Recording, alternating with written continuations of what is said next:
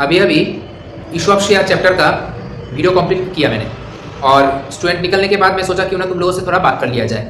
तो जो भी लोग क्लास 12 में हो, जिसका एचएस का एग्ज़ाम राउंड का कॉर्नर है, ठीक है, बहुत नज़दीक है, तो उन लोगों के लिए मैं ट्राई कर रहा हूँ कि मेरा जो कॉमर्स का सब्जेक्ट है, इसमें जो अकाउंट्स का पेपर है, उसमें से हर एक चैप्टर का थोड़ा सा रिविजन तुम आके मेरे YouTube चैनल के ऊपर फ्री ऑफ कॉस्ट देख सको और अपना कॉन्सेप्ट क्लियर कर सको।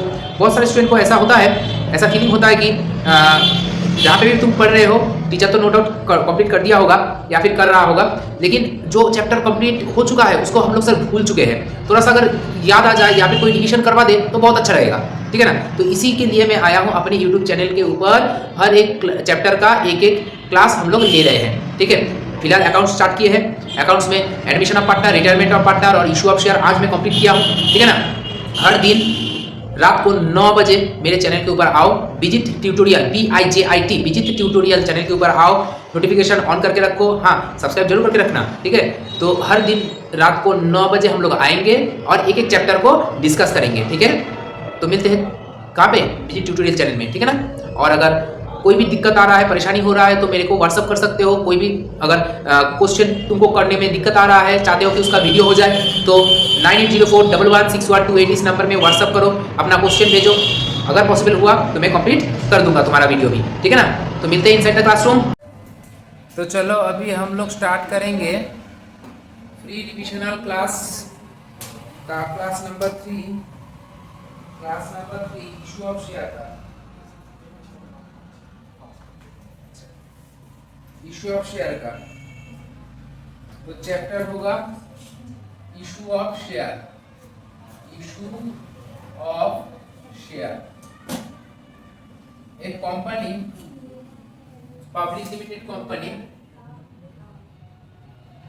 एक कंपनी जो कि मार्केट में, जो कि शेयर मार्केट में अपने आप को रजिस्टर करेगा, शेयर मार्केट में अपने आप को रजिस्टर करेगा, वो मार्केट में अपना शेयर को सेल कर पाएगा, शेयर को सेल कर पाएगा।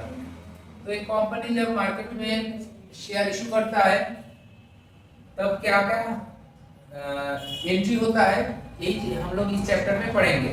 तो कंपनी जब मार्केट में शेयर इशू करता है तो पहले तो एक नोटिफिकेशन देता है या फिर एडवर्टाइजमेंट देता है कि हम लोग मेरा कंपनी का 10,000 इक्विटी शेयर हम लोग मार्केट में इशू करेंगे ₹10 ईच, ठीक है ना, 10 ईच करके। हो सकता है कंपनी का नाम बहुत बड़ा है तो कंपनी 10 रुपया तो एक शेयर का वैल्यू है ही, इसके साथ प्लस कुछ प्रीमियम भी ले सकता है, प्रीमियम भी कुछ अमाउंट ले सकता है। फॉर सपोज मान लेते हैं हम लोग 2 रुपया करके प्रीमियम ले रहा है, तो मतलब टोटल 12 रुपया कंपनी उठा रहा है मार्केट से, ठीक है ना।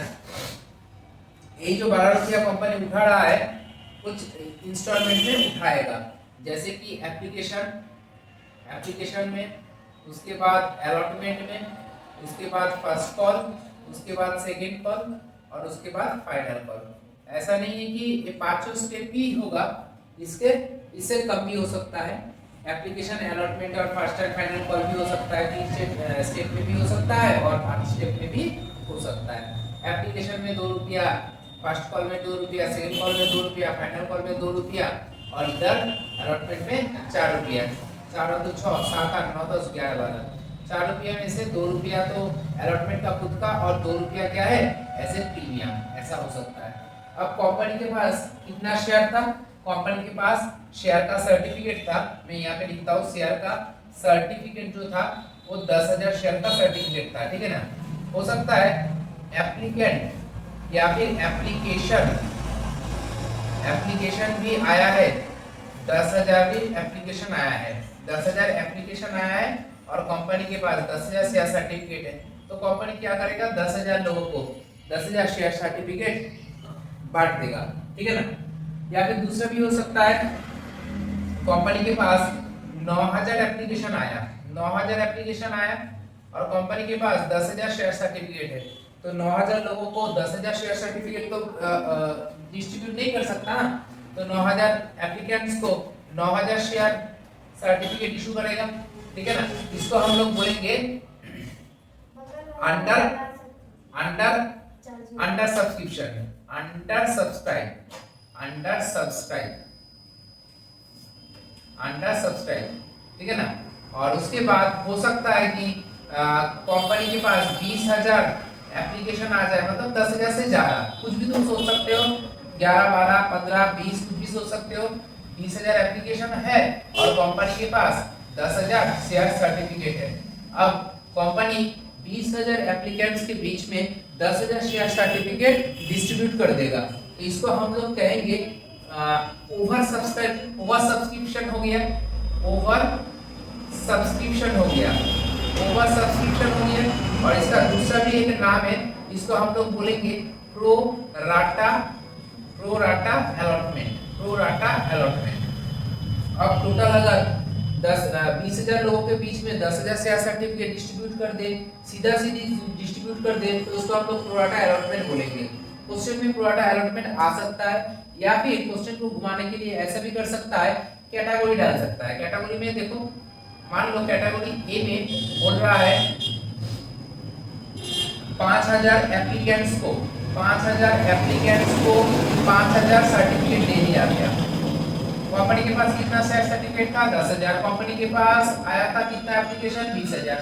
तो कैटेगरी ए में 5,000 एप्लीकेंट्स को 5,000 शेयर सर्टिफिकेट मिल गया, ठीक है। उसके बाद कैटेगरी बी में 5,000 एप्लीकेंट्स को और 5,000 एप्लीकेंट्स को 2,000 सर्टिफिकेट दिया गया, 2,000 सर्टिफिकेट दिया गया।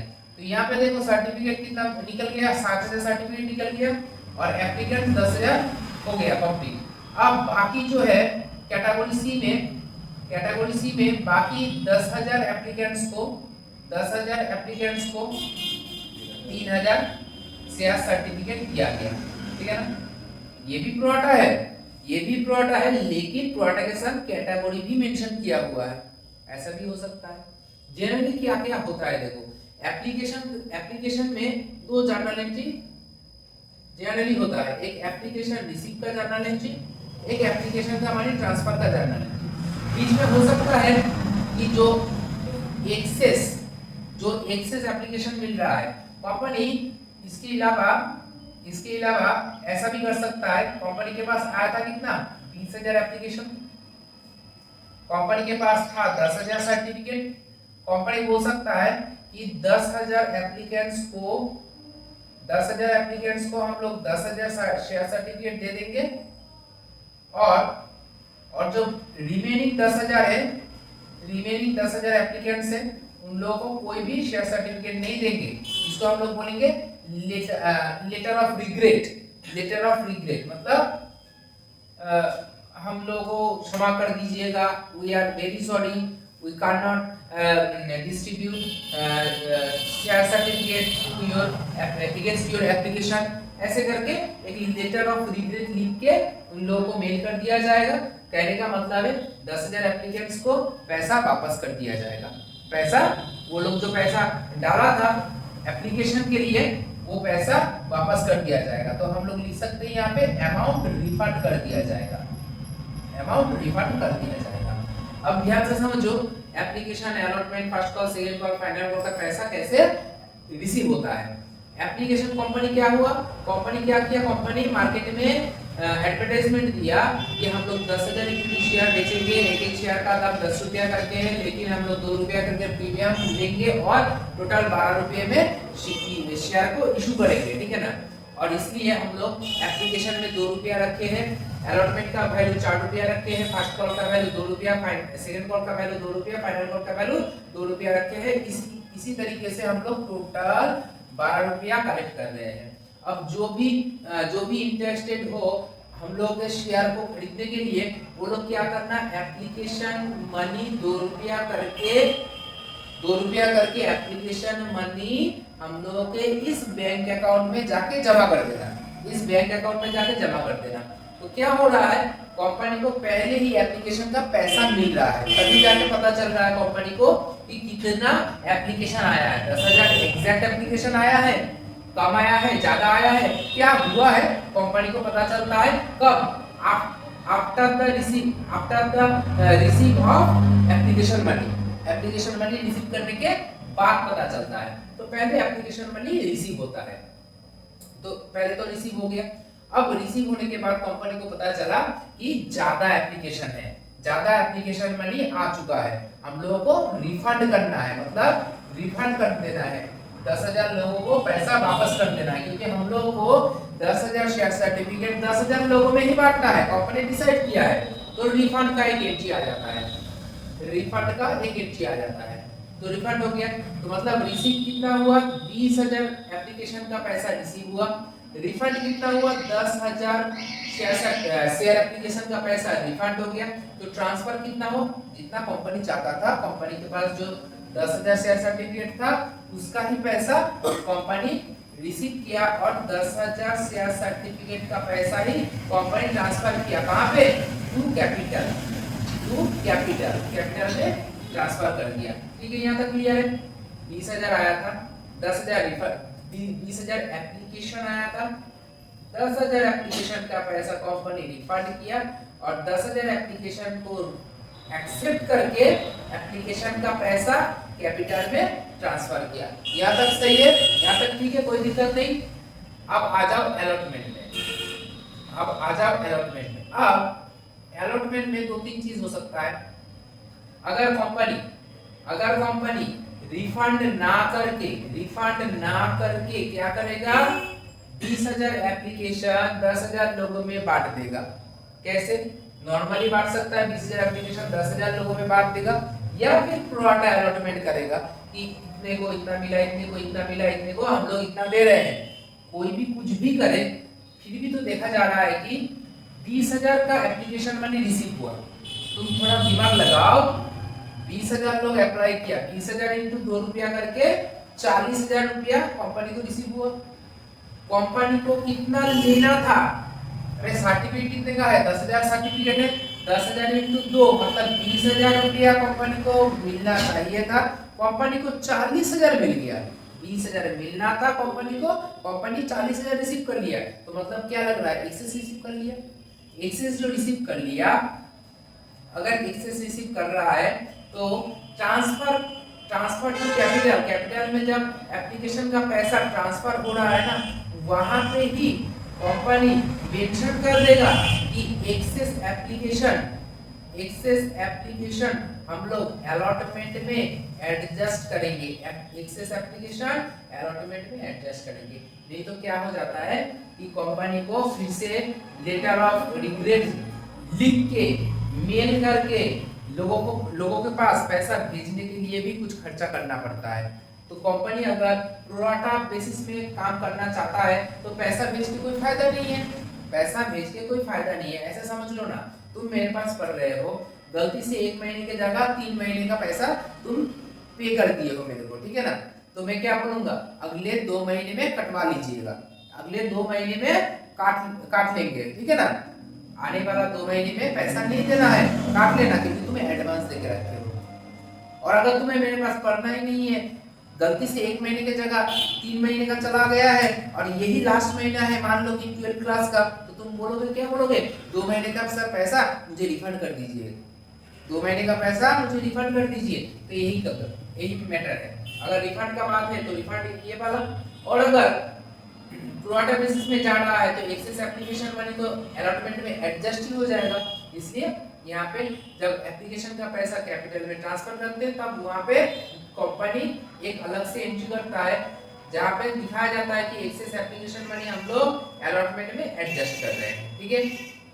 अब एप्लीकेशन मनी कंपनी ड्यू करेगा। कंपनी को पता चल गया है कि मेरे पास 20,000 एप्लीकेशन आया था, हम लोग 20,000 एप्लीकेंट्स को 10,000 शेयर दिए, या फिर पता चलेगा कंपनी को कि मेरे पास 10,000 शेयर सर्टिफिकेट था ना, हम लोग 10,000 एप्लीकेंट्स को ही 10,000 शेयर सर्टिफिकेट दे दिए, कुछ ना कुछ तो पता चल ही जाएगा, ठीक है। उसके बाद कंपनी लोगों को फोन करेगा, मतलब शेयर होल्डर को फोन करके बोलेगा, अरे तुम्हारा अलॉटमेंट का पैसा ड्यू है, अलॉटमेंट का पैसा दो, है ना, अलॉटमेंट का पैसा ड्यू है, तो ड्यू वाला एंट्री। उसके बाद सुनते ही अच्छा लोग क्या करेगा, कंपनी को पैसा पेमेंट करेगा, मतलब कंपनी को पैसा रिसीव हो जाएगा, कंपनी को पैसा रिसीव हो जाएगा।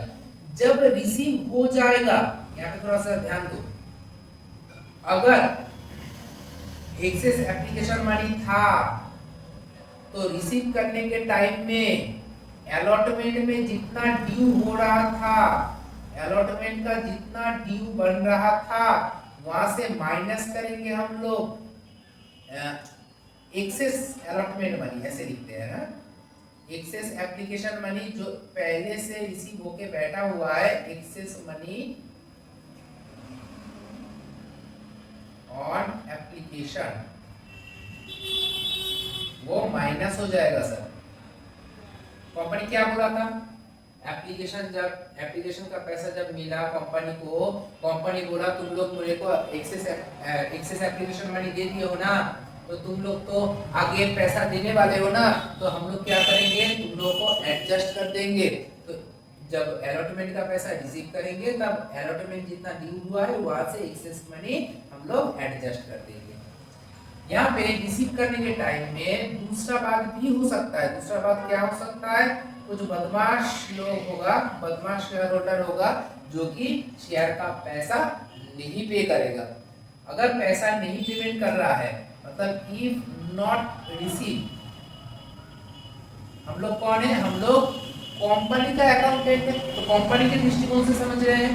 अगर अलॉटमेंट का पैसा रिसीव नहीं हुआ है तो यहाँ पे क्या आ जाएगा, कॉल्स इन एरियर का अकाउंट आ जाएगा, कॉल्स इन एरियर अकाउंट आ जाएगा। वो क्या होता है, हमेशा डेबिट होता है, कॉल्स इन एरियर डेबिट होता है। या फिर कुछ अच्छा भी आदमी हो सकता है जो क्या किया, जो एडवांस में पेमेंट कर दिया, मतलब अलॉटमेंट देना था, अलॉटमेंट के संग first call, second call, final call पूरा पेमेंट कर दिया, या फिर फाइनल फर्स्ट कॉल का पेमेंट किया, या फर्स्ट कॉल और सेकंड कॉल को पेमेंट किया, या फिर first call, second call, final call का पूरा पैसा पेमेंट कर दिया। इफ एडवांस रिसीव, अगर एडवांस रिसीव हो रहा है तब कौन सा अकाउंट ओपन हो जाता है, calls in advance. Calls in advance जो है जब रिसीव होता है, व्हेन रिसीव, तो अब रिसीव हो रहा है, अगर मान लो इन अलॉटमेंट में रिसीव हो रहा है, इन अलॉटमेंट में अगर रिसीव हो रहा है तो वो क्रेडिट बनता है, वो क्रेडिट होता है। और उसके बाद जो एडवांस दे दिया है अलॉटमेंट में फर्स्ट कॉल का पैसा, तो क्या वो आदमी फर्स्ट कॉल में फिर से वापस पैसा देगा, नहीं देगा। जो आदमी अलॉटमेंट में ही सेकंड कॉल का पैसा दे दिया है, जब सेकंड कॉल का टाइम आएगा क्या वो फिर से पैसा देगा, नहीं देगा। वो बोलेगा कि मैं पहले से पेमेंट कर दिया हूं, तुम आप क्या कीजिएगा, एडजस्ट कर लीजिएगा। तो जब रिसीव होता है अलॉटमेंट के टाइम में तब कॉल्स इन एडवांस क्रेडिट होता है, और जब कटवाने का टाइम आता है, when at the time of adjustment, at the time of adjustment, adjustment के टाइम में, at the time of adjustment, adjustment के टाइम में वो क्या हो जाता है, वो हमेशा डेबिट होता है, एडजस्टमेंट के टाइम में डेबिट होता है। अब देखो मैं बोलूंगा फर्स्ट कॉल, सेकंड कॉल और फाइनल कॉल को एक संग समझाऊंगा, फर्स्ट कॉल, सेकंड कॉल और फाइनल कॉल को एक संग समझाऊंगा। इधर आ जाओ, देखो एक बार, first call, second call, final call, पहले क्या होगा, पहले तो ड्यू होगा, फर्स्ट कॉल भी ड्यू होता है पहले, उसके बाद फर्स्ट कॉल का पैसा रिसीव होगा। सेकंड कॉल पहले ड्यू होता है, उसके बाद रिसीव होता है। फाइनल कॉल का पैसा पहले ड्यू होता है, उसके बाद रिसीव होता है। कंपनी कॉल करके बताएगा कि अरे भाई तुम शेयर खरीदे हो ना मेरे कंपनी का, हम लोग बोलेगा हाँ सर खरीदे हैं, तो पैसा दो, फर्स्ट कॉल का पैसा दो, कैपिटल कम है तो ड्यू करेंगे, मतलब कंपनी के दृष्टिकोण से कंपनी मांग रहा है और भला इंसान वो पैसा दे भी देगा, तो मतलब कंपनी पैसा रिसीव भी करेगा। फर्स्ट कॉल में ड्यू, उसके बाद फर्स्ट कॉल का पैसा रिसीव, सेकंड कॉल का पैसा ड्यू, सेकंड कॉल का पैसा रिसीव, फाइनल कॉल का पैसा ड्यू, फाइनल कॉल का पैसा रिसीव, खत्म बात हो गया, ठीक है ना। अगर मान लो कि ड्यू में तो कोई प्रॉब्लम नहीं है, रिसीव में अगर कोई पैसा पेमेंट नहीं कर रहा है तो क्या होगा, इफ नॉट पेड, अगर पैसा कोई पेमेंट नहीं करेगा तो कौन सा अकाउंट ओपन हो जाएगा? बोलो ना, calls in arrear, calls in arrear open हो जाएगा। अच्छा, अगर इफ एडवांस में कोई अगर पेमेंट करता है, मतलब फास्ट कॉल, हमेशा ऐसा तो नहीं होगा ना कि अलॉटमेंट में ही फास्ट कॉल का एडवांस करेगा, अलॉटमेंट में ही फास्ट कॉल सेकंड कॉल का एडवांस करेगा, अलॉटमेंट में ही first call second call final call का एडवांस करेगा। फास्ट कॉल में भी तो कर सकता है ना सेकंड कॉल का एडवांस, फास्ट कॉल में भी तो कर सकता है, सेकंड कॉल और फाइनल कॉल का पैसा दे दिए।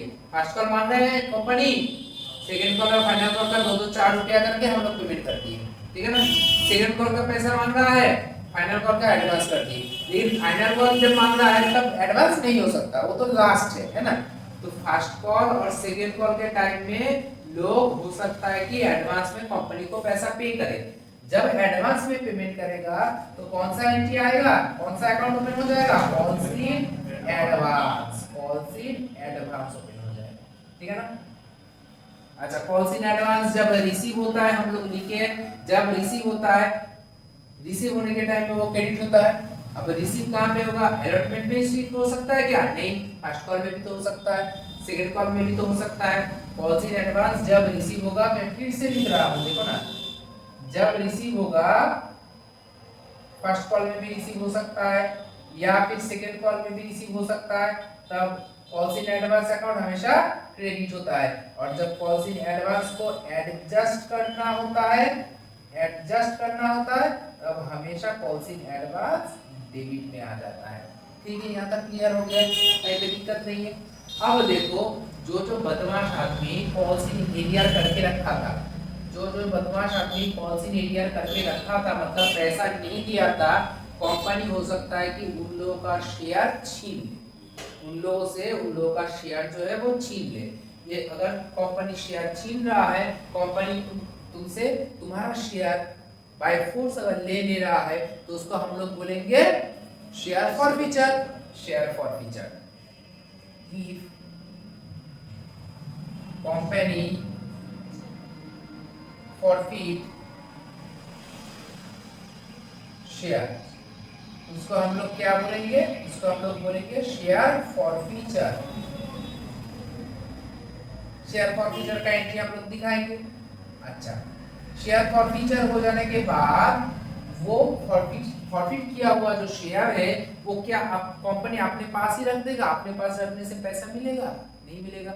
वो मतलब हो गया सेकेंड हैंड शेयर। मान लो कि तुम एक बाइक या स्कूटी खरीदे या कार खरीदे हो, कार का डाउन पेमेंट दिए हो, डाउन पेमेंट को हम लोग एप्लीकेशन के संग तुलना करेंगे, उसके बाद 2 इंस्टॉलमेंट दे दिए हो, उसके बाद 2 इंस्टॉलमेंट नहीं दे पाए हो, क्या कंपनी वाला तुम्हारे पास गाड़ी रख देगा या उठा के लेके जाएगा? मान लो उठा के लेके जा रहा है, उठा के लेके जाने को ही हम लोग क्या बोल रहे हैं? Share forfeiture, share forfeiture. अब उठा के लेके चला गया, अब वो गाड़ी क्या कंपनी अपने माने शोरूम में ऐसे ही सड़ने के लिए रख देगा, खराब होने के लिए रख देगा? नहीं रखेगा, उसको फिर से बेचेगा।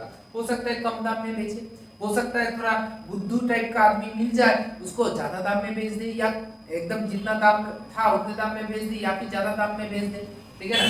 तो जब फॉरफिटेड शेयर कंपनी मार्केट में फिर से वापस बेचेगा, उसको हम लोग बोलेंगे री इशू ऑफ शेयर, अब री इशू ऑफ शेयर 3 तरीके से हो सकता है, नॉर्मल सा बात है। एट पार, मान लो कि एक 10 रुपए का शेयर था, यहाँ पे भी तो वही लिखे थे ना, 10 रुपए का शेयर कैपिटल था, 10 रुपए वाला शेयर 10 रुपए में बेच दिए तो एट पार। अगर 10 रुपए वाला शेयर कुछ डिस्काउंट देके बेचना पड़े, मान लो कि 9 रुपए में बेचा जा रहा है, तो मतलब डिस्काउंट देके बेचा जा रहा है, ठीक है ना। या फिर हो सकता है 10 रुपए वाला शेयर 11 रुपए में बेच दिया जाए, तो प्रीमियम, ठीक है ना। 10 रुपए वाला शेयर 10 रुपए में बिक सकता है, उससे कम दाम में भी बिक सकता है, उससे ज्यादा दाम में भी बिक सकता है। तो री इशू हो जाने के बाद नेक्स्ट बचता है कैपिटल रिजर्व। अच्छा, कैपिटल रिजर्व का मतलब क्या है? बहुत सिंपल, शेयर फॉरफीचर में हम लोग जब जर्नल एंट्री करेंगे वहां पे देखेंगे कि शेयर फॉरफीचर अकाउंट एक क्रिएट होता है। साधारण भाषा में जब तुम गाड़ी खरीदे थे, गाड़ी का माने डाउन पेमेंट देके 2 इंस्टॉलमेंट देने के बाद तो जो इंस्टॉलमेंट दे चुके थे उसके बाद 2 इंस्टॉलमेंट नहीं दे पाए तो गाड़ी उठा के लेके चला गया। जब गाड़ी उठा के लेके चला गया तब तुम्हारा इंस्टॉलमेंट का जो डाउन पेमेंट और 2 इंस्टॉलमेंट का जो पैसा दिए थे, यहाँ तक तो तुम पैसा पेमेंट कर दिए थे ना, क्या वो पैसा वापस कर देगा? नहीं वापस करेगा, वो लोग ले लेगा, ठीक है ना। तो जो ले लेगा वो तो कंपनी का प्रॉफिट हो गया है ना, वो कंपनी का प्रॉफिट हो गया। अब ध्यान से समझो, मान लो तुम्हारा डाउन पेमेंट गाड़ी का दाम प्राइस मान लो कि 10 लाख रुपए का एक गाड़ी है, डाउन पेमेंट तुम 1 लाख रुपया किए थे, हाँ 1 लाख नहीं 2 लाख कर लेते, चलो 2 लाख रुपया डाउन पेमेंट किए थे।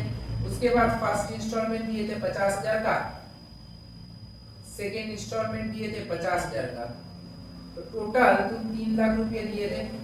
उसके बाद तुम नहीं दे पाए तो गाड़ी उठा के लेके चला गया, क्या 3 लाख रुपया कंपनी तुमको वापस कर देगा? नहीं करेगा। तो 3 लाख रुपया कंपनी का क्या हो गया? प्रॉफिट हो गया।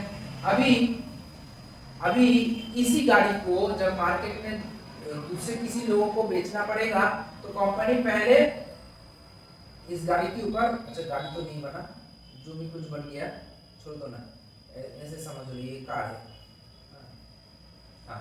तो ये गाड़ी जब मार्केट में दूसरे किसी आदमी को बेचेगा तो अगर कंपनी को ये 10 लाख वाला गाड़ी को 8 लाख में बेचना पड़े, 8 लाख में अगर बेचना पड़े तो कंपनी 2 लाख का डिस्काउंट दे रहा है, कंपनी 2 लाख का डिस्काउंट दे रहा है।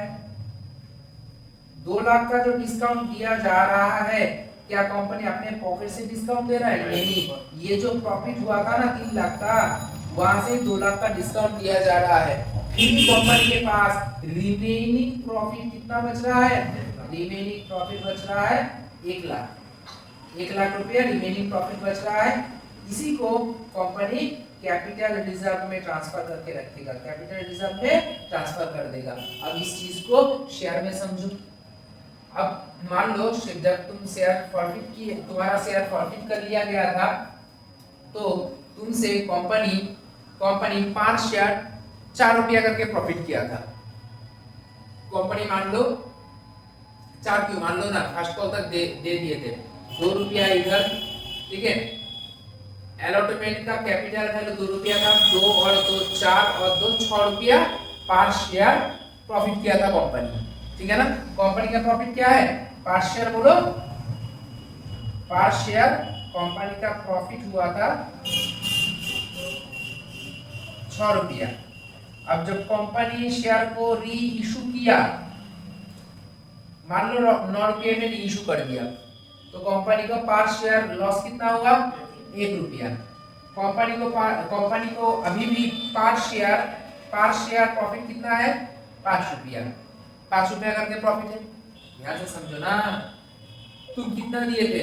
एप्लीकेशन का 2 रुपया, अलॉटमेंट का कैपिटल कितना था? 2 रुपया, और फर्स्ट कॉल का 2 रुपया। ये जो प्रीमियम वाला वैल्यू है, प्रीमियम तो प्रीमियम सिक्योरिटी प्रीमियम अकाउंट में चला जाता है ना, इसलिए कैपिटल का हिसाब करो। 2 रुपया 2 रुपया 4 रुपया 2 रुपया 6 रुपया, 6 रुपया एक शेयर का हिसाब कर लेते। 5 शेयर तुम दिए थे 6 रुपया, अब तुमसे शेयर छीन लिया गया, वही शेयर 9 रुपये में दूसरे किसी आदमी को बेच दिया गया है, तो कंपनी कितना डिस्काउंट दिया? 5 शेयर 1 रुपया करके डिस्काउंट दिया, एक शेयर का वैल्यू 10 रुपया करके था, 1 रुपया डिस्काउंट दिया, तो अभी भी कंपनी के पॉकेट में 5 रुपया करके प्रॉफिट छुपा हुआ है। अब मान लो कंपनी तुमसे 100 शेयर छीन लिया था, 100 शेयर फॉरफिट कर लिया था, तो कंपनी के पॉकेट में टोटल कितना अमाउंट का शेयर अमाउंट है? बोलो तो टोटल अमाउंट, हाँ सर, टोटल अमाउंट कितना है? 100 शेयर इंटू रुपये 5, तो 500 रुपया, 500 रुपया प्रॉफिट है। यही 500 रुपया वाला जो प्रॉफिट है ये कहाँ पे चला जाएगा बोलो? ये कहाँ पे चला जाएगा बोलो? Share forfeiture account, share sorry 500 रुपया वाला जो शेयर है ये कहाँ पे चला जाएगा? कैपिटल रिजर्व, कैपिटल रिजर्व में चला जाएगा, ठीक है। नॉर्मल बात हुआ। अभी भी हम लोग कोई जनरल एंट्री नहीं किए, पहले फटाफट देख लो, लिखो, उसके बाद कोई डाउट है तो पूछते हैं, उसके बाद हम लोग चालू करेंगे जर्नल। ठीक है, अच्छा अभी हम लोग चालू करेंगे issue of share at par वाला। तो चलो स्टार्ट करते हैं। क्वेश्चन एक बार देख लो, क्वेश्चन नंबर 32 है। क्वेश्चन नंबर 32 एक बार देख लो। क्वेश्चन नंबर 32 क्या बोल रहा है? Messrs blue chip limited issued 10,000 equity share of ₹100 each. The company received, वहाँ से फोटो क्लिक कर लो ना, वहाँ से फोटो क्लिक कर लो। Messrs Blue Chip Limited issued 10,000 equity share of ₹100 each. The company received 12,000 application, of which 2,000 application were totally rejected and their amount was refunded. ठीक है, application बोल रहा है 30, allotment ₹30, first call ₹20, final call ₹20. All the calls were made and money due thereon were received in full. Pass journal entry in the books of Messrs Blue Chip Limited. Journal का sketching होता है, तुम लोगों को पता है। ठीक है, तो स्केचिंग में कर रहे हैं। जर्नल का स्केचिंग क्या होता है? डेट, पार्टिकुलर, डेट, अमाउंट, ऊपर में in the books of blue chip limited, उसके नीचे जर्नल, डेबिट और क्रेडिट ऊपर में लिखना है। ठीक है ना, तो अमाउंट के ऊपर एक में डेबिट, एक में क्रेडिट लिख देना है। तो क्वेश्चन को एक बार लिख लेते हैं। ठीक है, क्वेश्चन को एक बार लिख लेते हैं अपने समझने के लिए। कंपनी के पास सर्टिफिकेट कितना है? 10,000 शेयर सर्टिफिकेट है। ठीक है, कंपनी को रिसीव हुआ एप्लीकेशन कितना रिसीव हो गया? 12,000 एप्लीकेशन रिसीव हो गया। यहाँ तक समझ में आ गया ना सबको? 2,000 एप्लीकेशन क्या हो गया? रिजेक्ट हो गया। सर क्या हो गया? रिजेक्ट या फिर रिफंड बोल सकते हैं हम लोग। तो एप्लीकेशन कितना बचा हुआ है? 10,000 एप्लीकेशन ही बचा हुआ है, और शेयर सर्टिफिकेट में कितना बचा हुआ है? 10,000 ही बचा हुआ है। तो 10,000 लोगों को 10,000 शेयर सर्टिफिकेट हम लोग इशू कर देंगे। अब बोल रहा है पैसा कैसे लेंगे? एक एक शेयर का वैल्यू कितना बोल रहा है? 100 रुपया करके। ये 100 रुपया कैसे दिया जाएगा? एप्लीकेशन में बोल रहा है 30 रुपया, अलॉटमेंट में बोल रहा है 30 रुपया, फर्स्ट कॉल में बोल रहा है 20 रुपया, फाइनल कॉल में बोल रहा है 20 रुपया करके। ठीक है ना, 30, 30, 60, 70, 80, 90, 100 हो गया। सब पैसा क्लियर कर दिया है। तो बहुत इजी वाला मैथ हो गया। तो चलो देखते हैं। पहले होगा नंबर 1, एक नंबर एंट्री क्या बोले थे? एप्लीकेशन का पैसा कंपनी को पहले रिसीव होता है, तो रिसीव करने का जर्नल एंट्री क्या हो जाएगा? बैंक अकाउंट डेबिट, हाँ bank account debit to equity share application account. सही है, एप्लीकेशन अकाउंट। अच्छा, एप्लीकेशन मैंने पहले कितना रिसीव हुआ था? 12,000 एप्लीकेशन का पैसा रिसीव हुआ था। 12,000 एप्लीकेशन into ₹30, 3,60,000 क्या? 3,60,000 रिसीव हुआ है ना। ये डेबिट वाला, ये क्रेडिट वाला। ठीक है ना, समझ लेना। नीचे नरेशन क्वेश्चन में आंसर में नहीं पूछेगा, फिर भी बीइंग एप्लीकेशन मनी रिसीव और 12,000 इक्विटी शेयर ऑफ ₹30 ईच। अच्छा, अब कंपनी क्या बोल रहा है? 2,000 एप्लीकेशन रिफंड कर रहा है। रिफंड का जर्नल एंट्री क्या हो जाएगा? इसी को पलट दो। Equity share application account debit to bank account, equity share application account debit to bank account. कितना एप्लीकेशन रिजेक्ट हो रहा है? 2,000 इनटू एक एप्लीकेशन का वैल्यू कितना है? 30 रुपया करके, तो 60,000 है ना। 60,000। ठीक है, बी 2,000 एप्लीकेशन मनी रिफंडेड। ठीक है, नंबर 3 नंबर होगा क्या? एप्लीकेशन का पैसा हम लोग कैपिटल में ट्रांसफर करेंगे।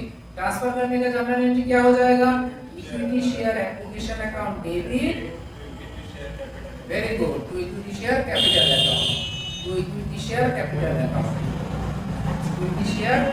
अकाउंट।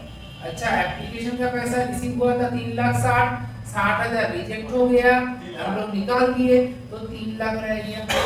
कोई बोलेगा दूसरे तरीके से समझाइए सर, समझा देंगे। 10,000 इक्विटी शेयर था कंपनी के पास, 30 रुपया करके तो 3 लाख ही आ रहा है। Being application money transfer to share capital account, ठीक है ना। 4 नंबर अलॉटमेंट का क्या बोले थे, इसके बाद अलॉटमेंट ड्यू होगा, अलॉटमेंट रिसीव होगा।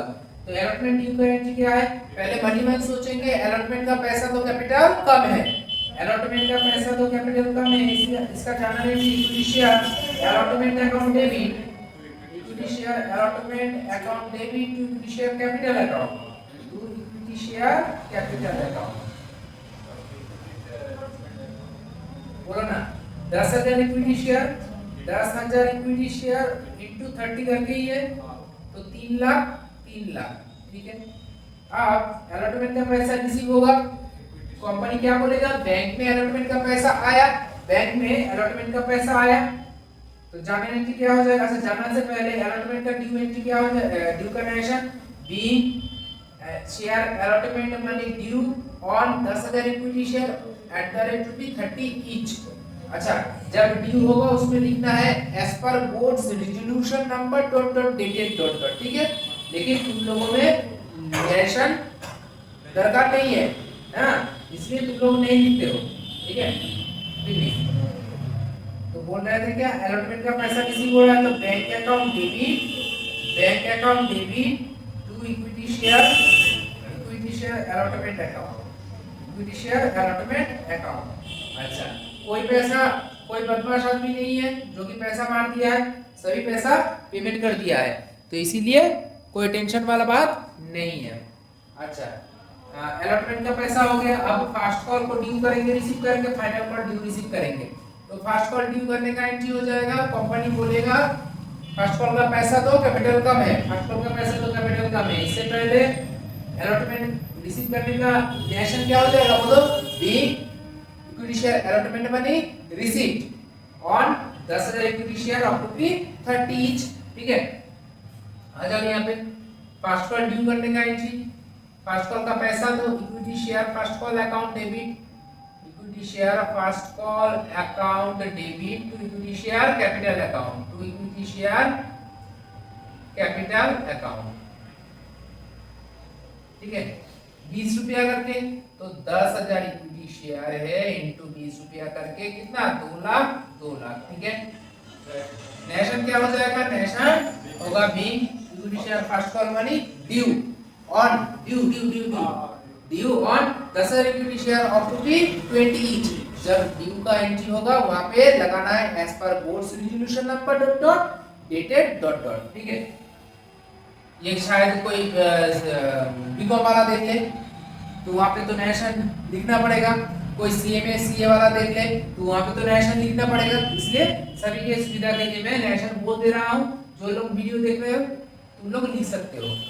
अच्छा नेक्स्ट बैंक, फर्स्ट कॉल का अमाउंट रिसीव होगा तो bank account debit to equity share first call account, है ना, bank account debit to equity share first call account. कोई भी पैसा एरिया नहीं हुआ है तो सब पैसा मिल गया है तो 2 लाख आ गया। फाइनल कॉल का पैसा ड्यू हो रहा है। अच्छा नेशन क्या होगा, being equity share first call money received on 10,000 equity share of ₹10 each. Final call का ड्यू होगा, कंपनी क्या बोलेगा, फाइनल कॉल का पैसा तो कैपिटल कम है तो equity share final call account debit, final call account debit equity share capital account, equity share capital account, final call account debit equity share capital account कितना हो गई 10,000 इक्विटी शेयर ऑफ ₹20 ईच, मतलब कि 2 लाख, ठीक है। Being equity share final call money due on 10,000 equity share of ₹20 each at the as per board's resolution number dot dot dated dot dot, ठीक है। Next first call final call का amount receive करेंगे तो bank account debit to equity share final call account. Company बोलेगा bank में final call का पैसा आया, bank account debit equity share final call, कोई भी पैसा एरिया नहीं हुआ है तो 2 lakh being equity share final call money received on 10,000 equity share of ₹20 each। यहाँ तक कंप्लीट हो गया, ये वाला मैथ कंप्लीट हो गया। ठीक है, चलो आगे बढ़ते हैं दूसरे मैथ में। अच्छा, कभी कभार देखना कि 35 नंबर मैथ में यहाँ पे दिख रहा है मुझे लास्ट एक लाइन लिखा हुआ है कि expenses on issue of share amounted to ₹20,000।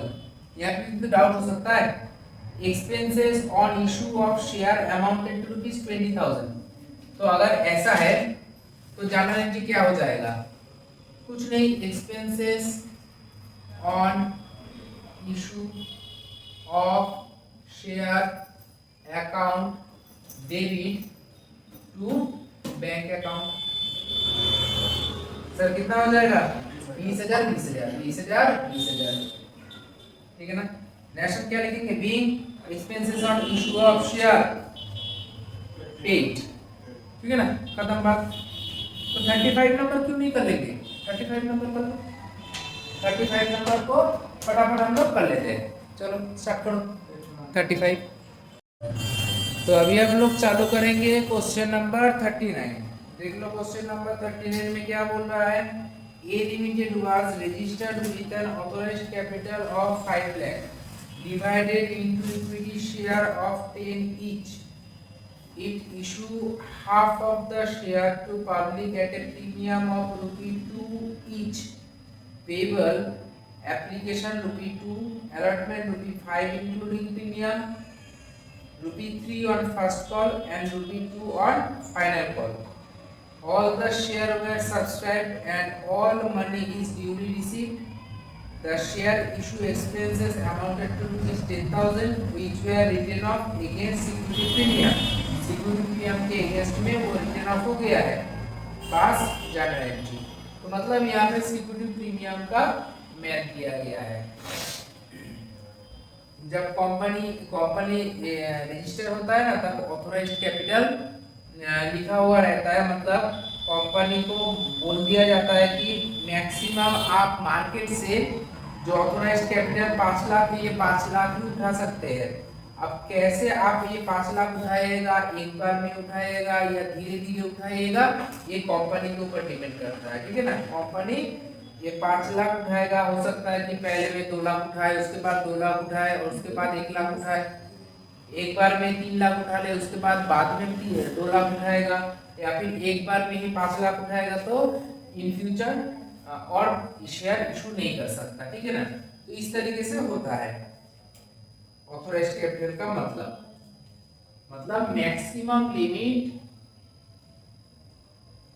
होता है ऑथराइज्ड कैपिटल का मतलब। ठीक है, maximum limit to collect from issue of share. तो चलो पढ़ते हैं। 5 लाख शेयर ऑथराइज्ड कैपिटल है। ऑथराइज्ड कैपिटल है 5 लाख। 5 लाख ऑथराइज्ड कैपिटल है। ठीक है। अब कंपनी बोल रहा है एक शेयर का वैल्यू है 10 रुपया करके। तो 10 से अगर डिवाइड कर देंगे तो कितना शेयर मार्केट में छोड़ सकता है? 50,000 शेयर मार्केट में छोड़ सकता है। ठीक है, पता चल गया। एक शेयर का वैल्यू है 10 रुपया करके और वो प्रीमियम दे रहा है 2 रुपया करके। ठीक है। तो maximum company 50,000 equity share market में छोड़ सकता है। क्या कंपनी 50,000 इक्विटी शेयर मार्केट में छोड़ रहा है? नहीं। इशूड कितना हो रहा है?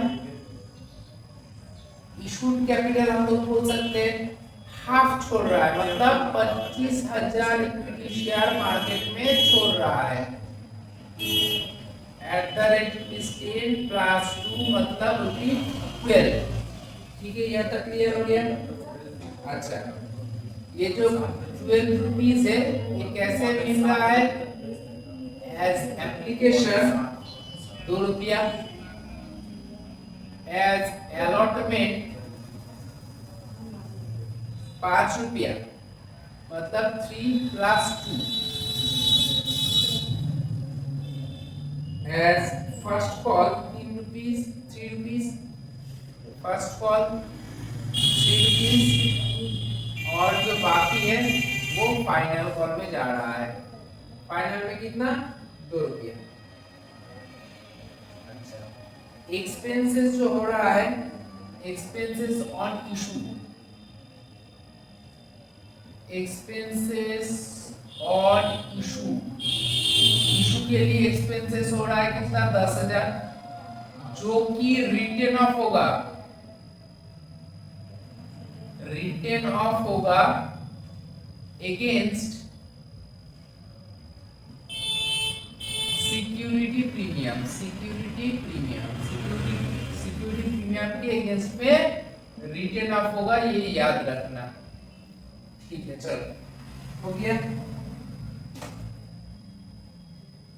आ जाओ करते हैं, एप्लीकेशन रिसीव करेंगे, बैंक अकाउंट डेबिट, थोड़ा सा मैं शॉर्ट करूंगा, bank account debit to equity share application account, 25,000 into 2 रुपया करके 50,000, 50,000, क्लियर है।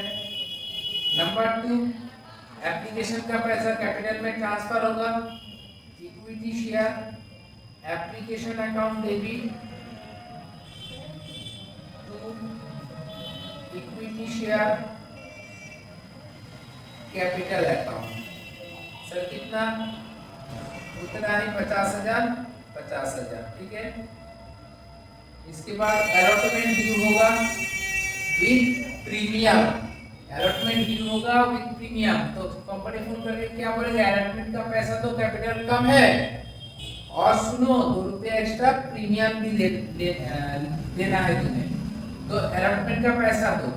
Equity share allotment account debit, equity share allotment account debit, capital कम है तो to equity share capital account, to equity share capital account, और सुनो ना premium भी लेते हुए है ना, मतलब security premium account, security premium जब ड्यू होता है, ड्यू के टाइम में वो हमेशा क्रेडिट होता है, ठीक है, याद रखना सिक्योरिटी प्रीमियम क्रेडिट होता है।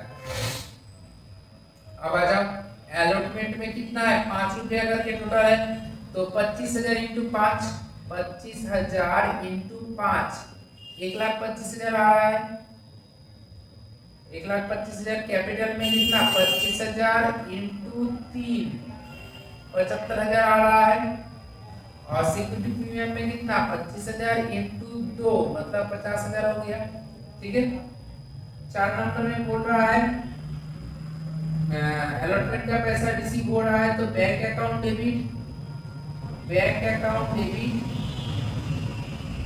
To equity share allotment account, equity share allotment account, bank में अलॉटमेंट का पैसा आया, कोई पैसा नहीं दे पाया ऐसा कोई नहीं है, तो 1,25,000, 1,25,000। 5 नंबर एंट्री क्या हो जाएगा, फर्स्ट कॉल ड्यू करेंगे, फर्स्ट कॉल का पैसा तो कैपिटल कम है, equity share first call account debit, first call account debit to equity share capital account, to equity share capital account, sir कितना, 25,000 इंटू 3 रुपीज 3 रुपीज 3 75,000, और उसके बाद 6 नंबर बैंक में फर्स्ट कॉल का पैसा आया, bank account debit to equity share first call account, कितना, वही 75,000 जितना ड्यू हुआ है, कोई पॉलिसी इंडिया नहीं है, फर्स्ट कॉल हो गया। और फाइनल कॉल में आ जाओ, फाइनल कॉल में आ जाओ 7 नंबर, फाइनल कॉल का पैसा तो कैपिटल का में, equity share final call account debit, final call account debit to equity share capital account, equity share capital account 25,000 into 2, 25,000 into 2 मतलब 50,000, 50,000। फर्स्ट कॉल का पैसा रिसीव करेंगे तो bank account debit bank account debit to equity share final call account. ठीक है, कितना बोलो ना, बोलो 50,000 रखिए, 50,000 50,000। ठीक है, 50,000 50,000।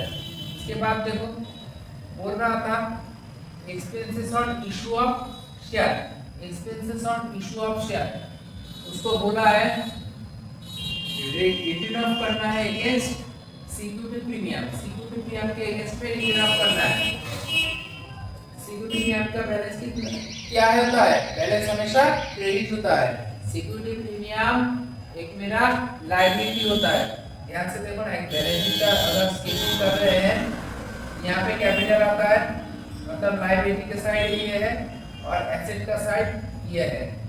तो यहाँ पे ना सिक्योरिटी प्रीमियम आता है, सिक्योरिटी प्रीमियम का बैलेंस क्या है, हमेशा क्रेडिट होता है। जो लायबिलिटी में आता है उसका बैलेंस हमेशा क्रेडिट होता है। अब बोल रहा है सिक्योरिटी प्रीमियम के हिसाब, security premium as security premium तुम्हें कितना मिला, 50,000 मिल गया। वहां से ही तुम expenses on issue of share को 10,000 को कटवा दो, ताकि सिक्योरिटी प्रीमियम में पड़ा हुआ रहेगा 40,000, सिक्योरिटी प्रीमियम में 40,000 पड़ा हुआ रहेगा। देखो ना, सिक्योरिटी प्रीमियम में मेरा बैलेंस कितना है, बोलो 50,000। मेरा एक्सपेंसेस कितना हुआ था, 10,000 हुआ था। अगर सिक्योरिटी प्रीमियम मतलब एक्सेस पैसा, वहां से एक्सपेंसेस अगर माइनस कर रहा हूं तो 40,000 रिमेनिंग बैलेंस बच रहा है, रिमेनिंग बैलेंस बच रहा है on security premium, on security premium कितना बच रहा है, 40,000।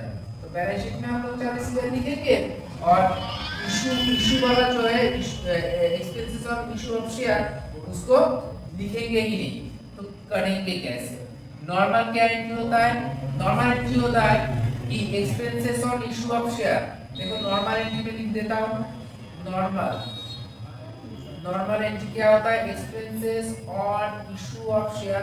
अभी कुछ देर पहले मैं बताया था ना, expenses on issue of share account debit, share account debit to expenses on issue of share account debit to bank account या कैश अकाउंट बोल सकते हो, या फिर कैश अकाउंट बोल सकते हो। कितना सर, 10,000।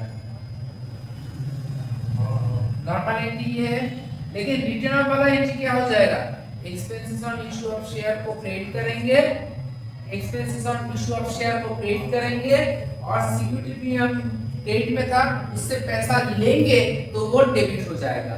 सिक्योरिटी प्रीमियम का बैलेंस गिर रहा है ना, 50,000 से 40,000 हो रहा है, मतलब डाउन हो रहा है, डिक्रीज कर रहा है। तो अगर एक लायबिलिटी डिक्रीज करेगा, ध्यान से सुनना, लायबिलिटी का अपना बैलेंस होता है क्रेडिट बैलेंस, वो अगर डिक्रीज करेगा तो डेबिट होगा, वो अगर इंक्रीज करेगा तो और क्रेडिट होगा।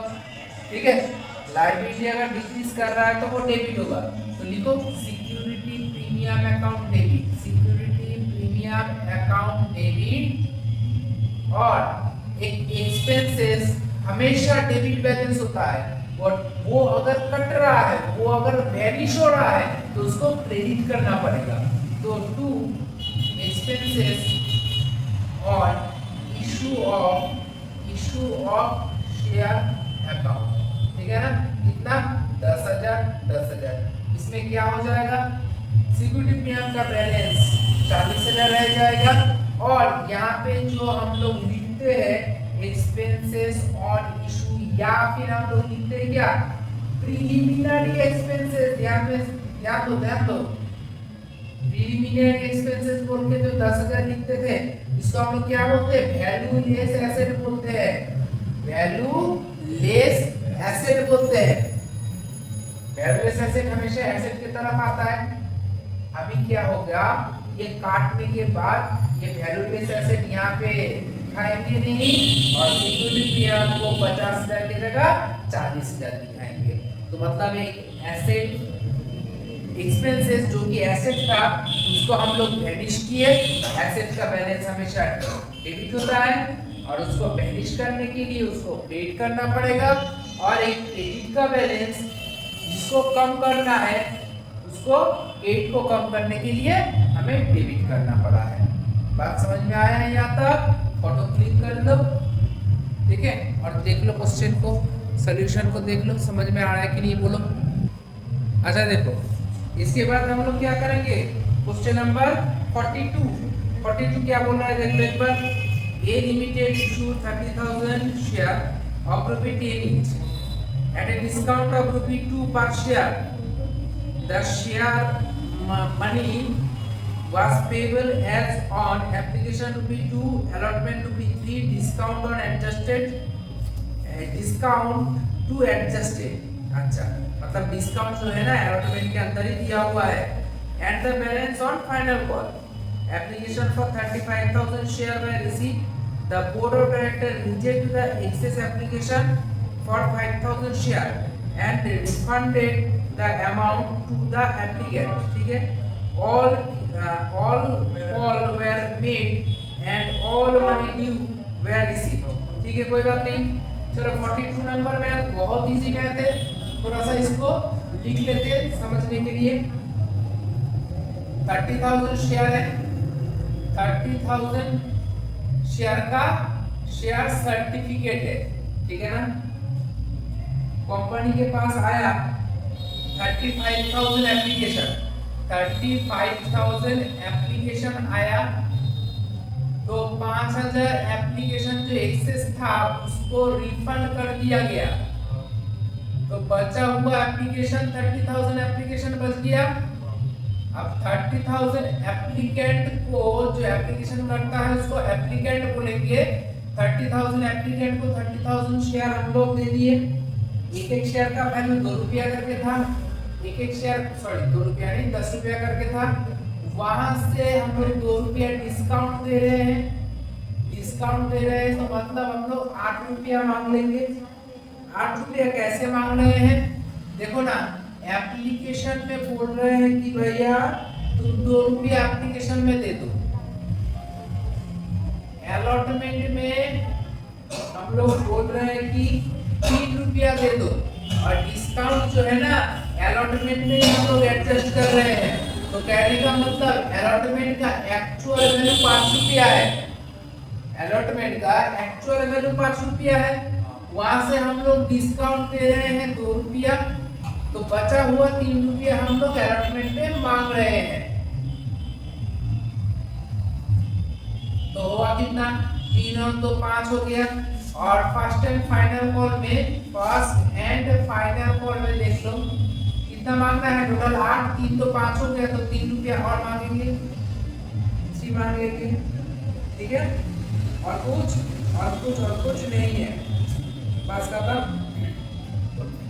तो फटाफट हो जाएगा, देख लो एक बार।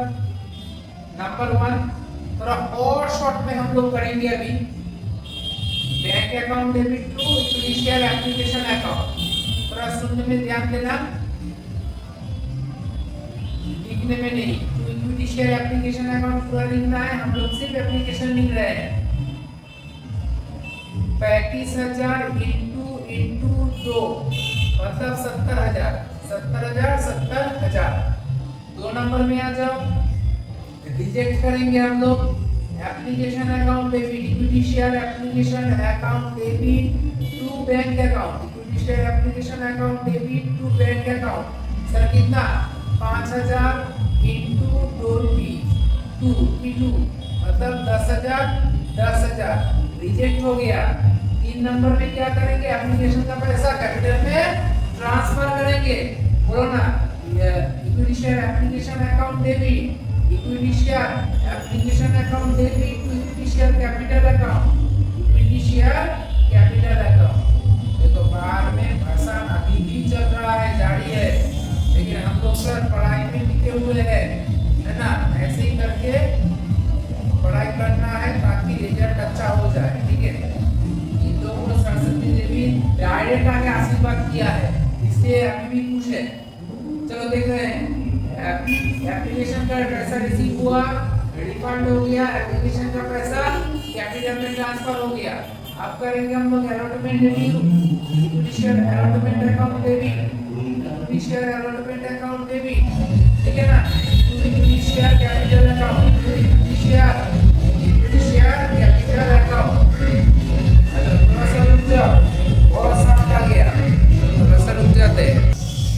अच्छा देखो, allotment account debit to equity share capital account, allotment कितना था? टोटल 5 रुपया का था अलॉटमेंट, है ना? तो 30,000 इंटू 5, 30,000 इंटू 5 कितना, सॉरी अलॉटमेंट कितने का था, मैं गलत बोला। अलॉटमेंट था 3 रुपीस, 3 रुपीस का, लेकिन अलॉटमेंट का ओरिजिनल वैल्यू कितना था?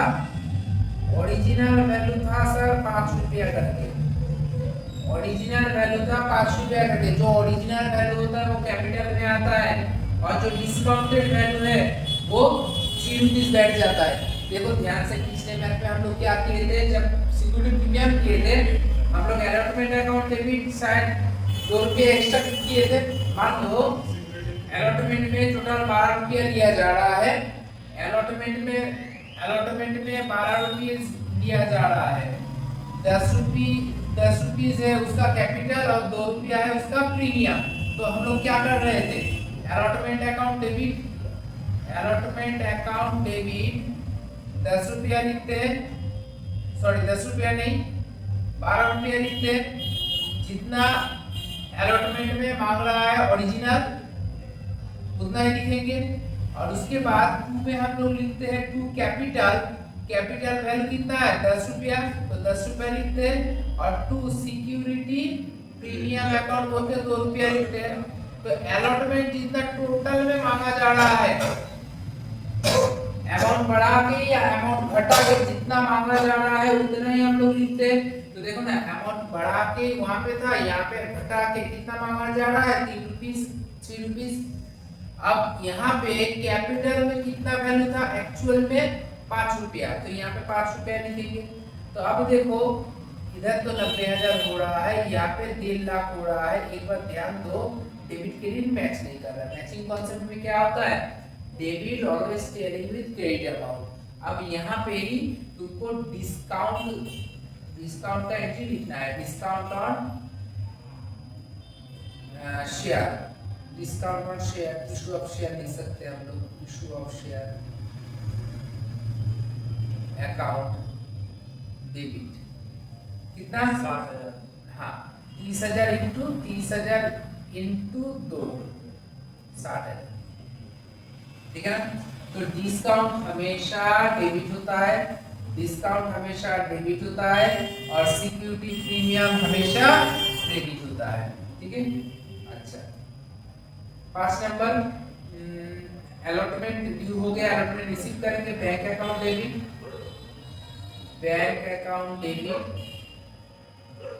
To equity share allotment account. अच्छा कितना 90,000, जितना अलॉटमेंट में डेबिट हुआ है उतना ही हम लोग लिखेंगे। अच्छा उसके बाद 6 नंबर में क्या करेंगे, फर्स्ट एंड फाइनल कॉल को ड्यू करेंगे, equity share first and final call account debit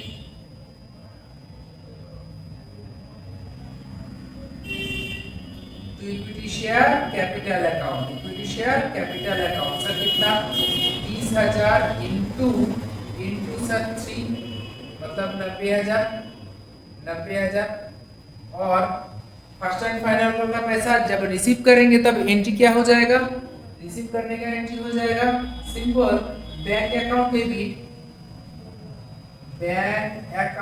debit to equity share first and final call account.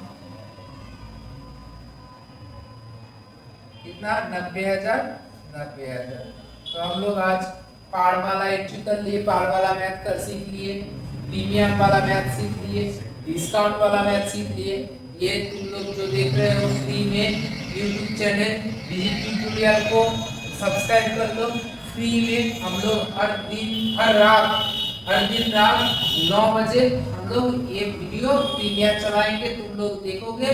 और फ्री में जिसका एचएस कॉमर्स का एचएस एग्जाम के लिए ये हम लोग रिविजनल क्लास चला रहे हैं, ठीक है। तो फटाफट चैनल को सब्सक्राइब करो और लाइक ठोक दो। अच्छा देखो, जो बैलेंस शीट है यहाँ पे क्वेश्चन में बोला था कि बैलेंस शीट करने के लिए तो कंपनी अकाउंट का बैलेंस शीट, कंपनी का बैलेंस शीट जो है कंपनी बैलेंस शीट। कंपनी का बैलेंस शीट में हम लोग लिखेंगे शेयर कैपिटल। शेयर कैपिटल लिखेंगे। शेयर कैपिटल में कितना लिखेंगे? 30,000 शेयर एट द रेट बोलो एट द रुपीज 8 करके, एट द रेट रुपीज 8 करके 2,40,000 हो गया। यहाँ पे कोई और कुछ नहीं है, ठीक है। और बैंक अकाउंट हम लोग ओपन करेंगे वो एसेट की तरफ हम लोग बैंक अकाउंट ओपन करेंगे।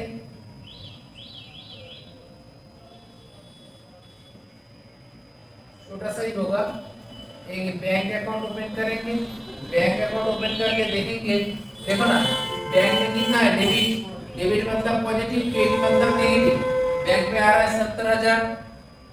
अच्छा, बैंक में आया, बैंक से निकल गया 10,000। बैंक में आया 90,000। बैंक में आया 90,000। 90,000 1,80,000। 1,80,000 और 60 मिला के कितना हो रहा है? 1,80,000 और 60 मिला के 2,40,000। 1,80,000 प्लस 60,000 मिला के 2,40,000 आ रहा है। तो 2,40,000 बैठा देना, ठीक है। तो डेबिट तुम्हारा एसेट और लायबिलिटी मैच हो जाएगा। इतना ही तो छोटा होता है। बैलेंस शीट में और क्या आएगा? इशू ऑफ शेयर में बैलेंस शीट में शेयर कैपिटल को जितना शेयर इशू किए हैं 8 रुपये करके लिख देना। और एसेट में बैंक अकाउंट बैठा के बैंक का एक लेजर खोल लेना। बैंक का एक लेजर ओपन कर लेना। लेजर ओपन करके जो अमाउंट आ रहा है उसको यहाँ पे चिपका देना है।